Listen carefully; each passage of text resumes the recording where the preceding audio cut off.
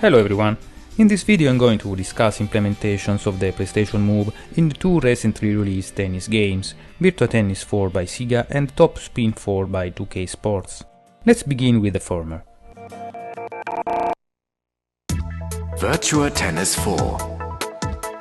Despite having been heavily promoted as some sort of a milestone in motion-based tennis simulations, move support is actually quite limited in Virtua Tennis 4, and you realize this right at the title screen.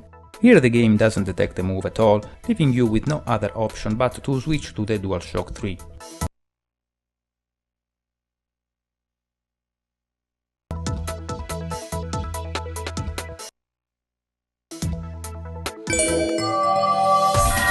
Once you have figured out how to get past the title screen, you are still unable to use the move to navigate the menu. Only the move trigger is detected, but pressing it brings you back to the startup sequence.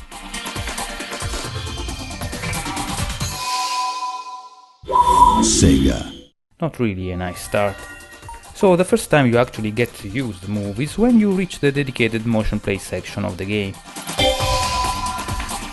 Here is when you can finally calibrate the device by pointing it at the camera and pressing select. Done that, a pointer-based user interface kicks in, but it's so poorly implemented you sort of wish you could keep using the traditional controller. First of all, as you can see in the picture-in-picture, while the on-screen cursor follows the sphere horizontally, for some odd reasons it doesn't do so vertically, forcing you to tilt the controller unnaturally depending on where you are holding it relative to the camera. The closer you are, the worse. But that's not all. As you can see here, pointing and clicking seems to work like in any other point-and-click interface, but look at what happens when you make a selection. Let's go to Exhibition, bring up the card selection screen and then pretend we want to change the number of players instead. Despite the option being right there to the left, pressing the move button on it does actually select the last highlighted cards from the open menu to the right, because that's the currently active menu.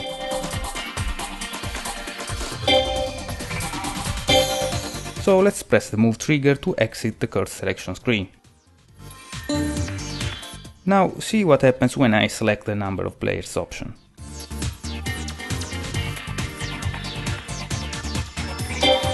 The card selection menu comes up again. Confusing, isn't it?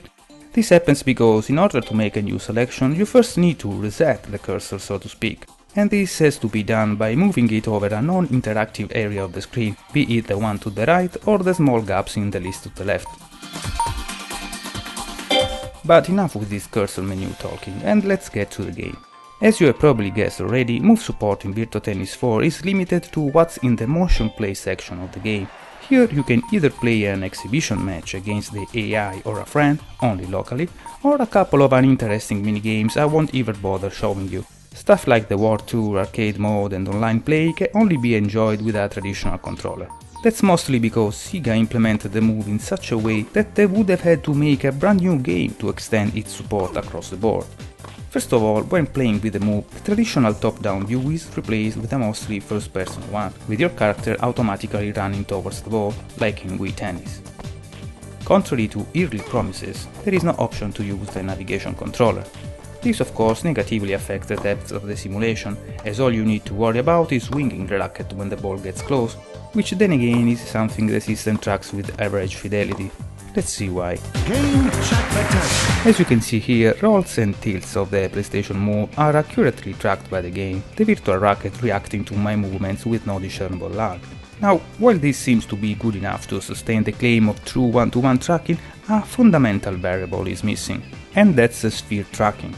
As you can see here, while the game does track the angle at which the move is tilted, it doesn't really know where it is in the 3D space because it doesn't track the sphere position as well. See here how the virtual racket doesn't mirror movements that don't involve tilting. To better understand this limitation, check this side-by-side comparison with the sphere tracking Sport Champions Table Tennis. Notice how the paddle to the left perfectly mirrors the very same movements that the racket to the right ignores instead.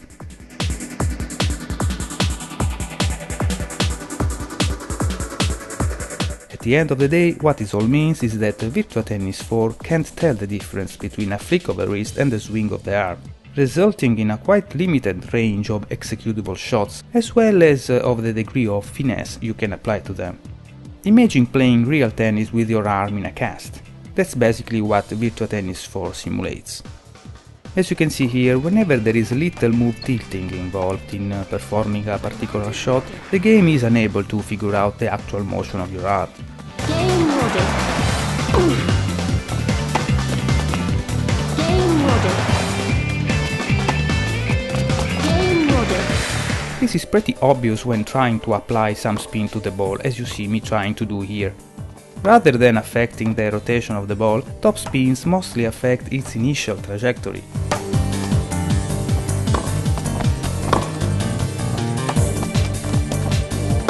And the same applies to the slide shots, which look no different than flat shots.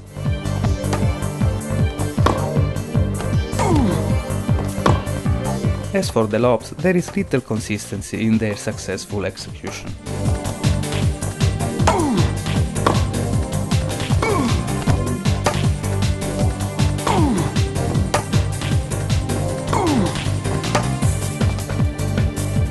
Moreover, whatever the shot, the ball usually lands at the very same distance from the net.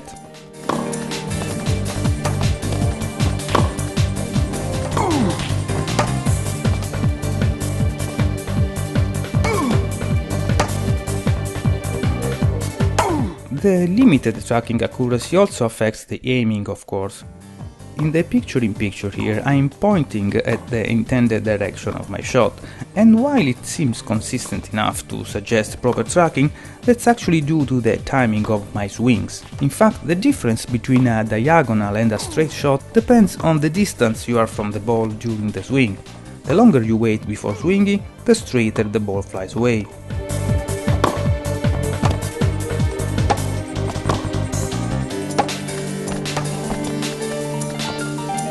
It goes without saying that the automatic positioning of your character limits your options even further, forcing you to perform backhands or forehand shots whenever you are on the left or on the right side of the screen respectively.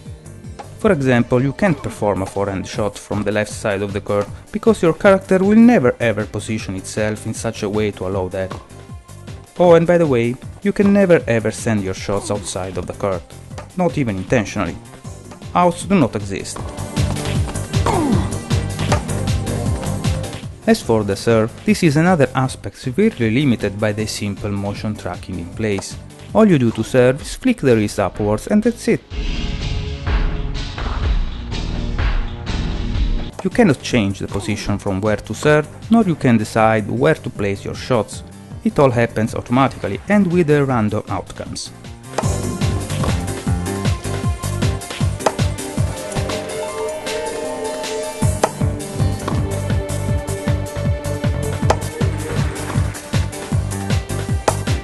The only similarity with the more flexible DualShock 3 implementation regards the power of your serve, as you can increase it by swinging the move when a ball is at the apex of its trajectory, but that doesn't really do anything to the realism of the simulation, as you still can't make mistakes. Faults do not exist. All that said, the most obvious testament of the limited motion controls implementation in Virtua Tennis 4 comes from the fact that you can basically hit the ball successfully, whatever your motions. Here I'm doing the exact opposite of what I should be doing to hit the ball, forehands instead of backhands and vice versa, and as you can see I'm not being penalized. I can do all sorts of motions actually and still send the ball to the other side of the court. This is because all the game is asking for is some motion detection when the ball enters the collision area, so as long as it detects a motion when the ball gets close to you, it's all good, whatever the direction of that motion.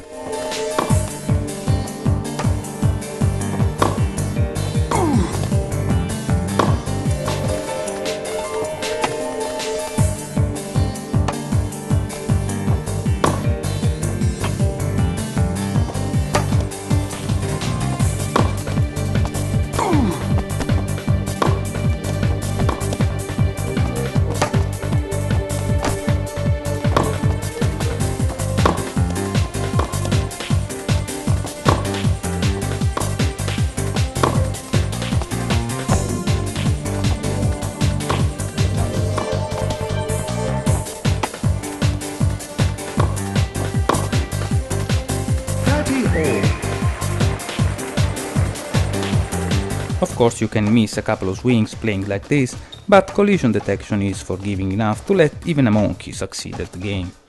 This is particularly true when you happen to be close to the net, as you can see in this double match example.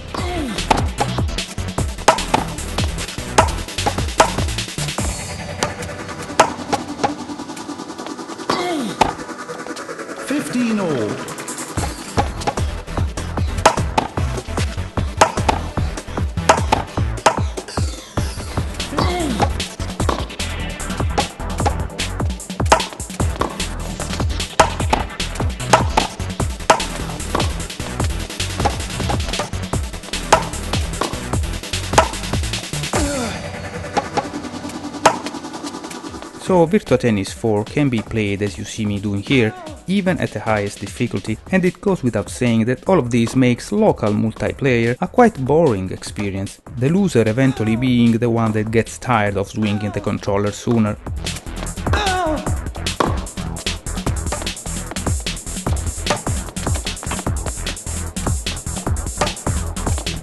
Advantage Federer. For reference, here is what happens when playing like that with a properly implemented one-to-one tracking system.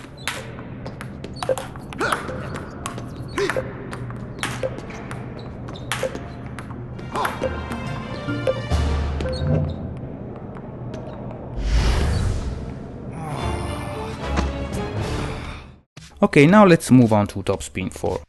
Here the move implementation is quite different from the one we have just seen in Virtua Tennis 4, but before investigating that, it's worth mentioning that in this case the move is detected from the get-go, allowing to skip the title screen. I know it's odd that I even need to mention this, but there you have it. As you can tell by the simple calibration process shown here, the game makes use of both the move and the navigation controller, the latter allowing to navigate the menus like you would with a traditional controller. Now, while in Virtua Tennis 4 move support is limited to a dedicated section of the game, in Topspin 4 you can play the whole game with it. But this is not really because 2K put more effort into its implementation. Actually, the opposite is true. But first the good news. In Topspin 4 you are free to move your character around using the navigation controller analog stick.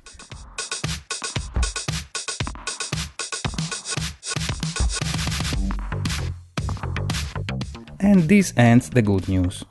When it comes to the swinging, in fact, the implementation is based on gesture recognition, your swings basically being surrogates of button presses. In fact, just like when using a DualShock 3, you have to execute your swings in advance before the ball reaches the player. Small swings like those you see me doing here allow to perform the so-called precision shot, which give you better accuracy to the expense of power. With the DualShock 3 you perform these shots by tapping a button. On the other hand, bigger swings trigger the so-called power shots, which allow for greater power to the expense of precision. With the DualShock 3 you perform these shots by holding a button and then releasing it at the right time.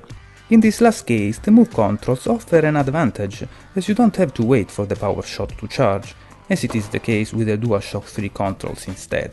This allows to pull off power shots more instinctively, so to speak, whereas with the DualShock 3 you have to start charging them quite early in order to have the red marker you see here filled up by the time you release the button. But that's really the only positive thing you can say about the move implementation in Topspin 4, because when you look at it from a conceptual standpoint, there is very little that justifies its very existence. The most obvious nonsense comes from the fact that to aim your shots you still need to use the left analog stick. Simply have the stick tilted in the direction you want the ball to go while swinging and you are done. While this allows for a wider degree of control over the ball trajectory compared to Virtua Tennis 4, it comes to the expense of the very reason you are using a motion controller in the first place. This is not to say the direction of your real-life swings is totally irrelevant though. Some shots do require specific gestures, like the topspin one or the serve. In the first case you need to make a C-shaped gesture, but the detection is so uncompromising towards minor variations, it's quite difficult to pull it off with some consistency.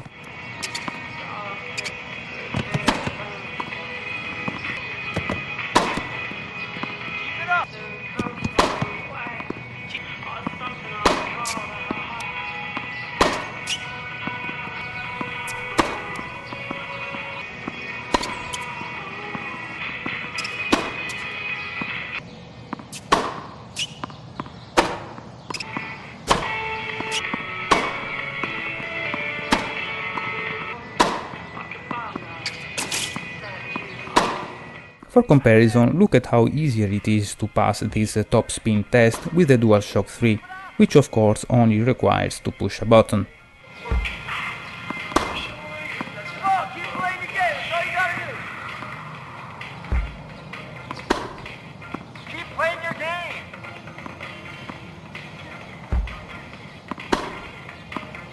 As for the serve, besides the ability to place your character wherever you like and aim your shot with a stick, gesture recognition allows to perform either normal serves by flicking the controller up and then down in one smooth motion, or power serves by waiting a little bit before bringing the controller down. Slice power serves can be executed as well by swinging the controller diagonally, but just like anything in Top Spin 4 that requires gestures more elaborated than a simple flick, motion recognition is inconsistent. Even more so when attempting to perform top spin power serves, which require to point the controller backwards and downwards and then tilt it forward and upwards. Before you ask, performing this motion over the shoulder yields negative results 100% of the time. That's why you see me flicking the move in front of my torso instead. That's the only way I could make it work enough time to pass this test. Keep playing your game. That's it. Considering how inconsistent motion detection is, it's almost a relief that the execution of other shots relies on button modifiers. Holding down the move trigger, for example, makes of whatever swing you perform a slice shot. Holding down the move trigger and the move button when close to the net allows to perform drop shots.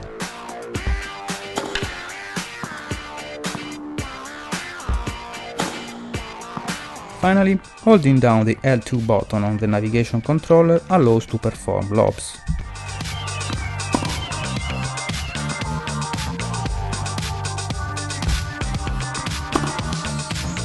As if this hybrid implementation of motion control wasn't enough to kill any sense of connection between your motion and the on-screen actions, you are free to ignore the law of physics altogether and woggle the controller any way you like, while still succeeding at sending the ball past the net.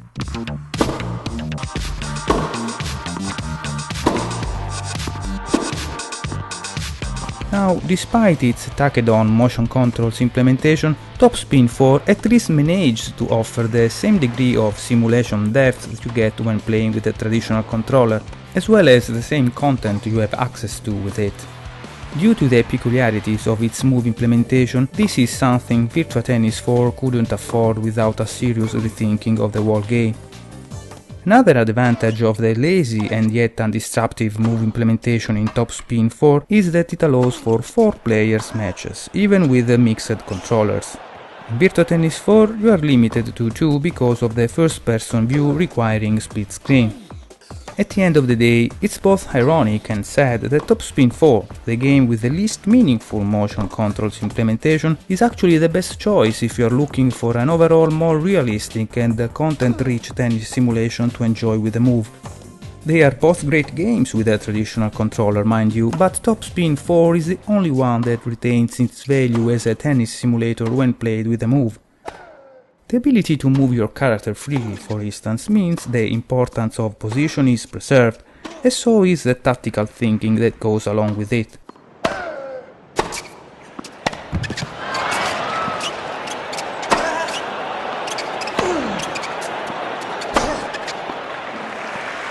The stick-based aiming as well as the button modifiers for performing all kinds of shots, while defying the point of having motion controls in the first place, do at least provide a bigger pool of tactical options to choose from, while the risk of making mistakes enhances gratification when you succeed.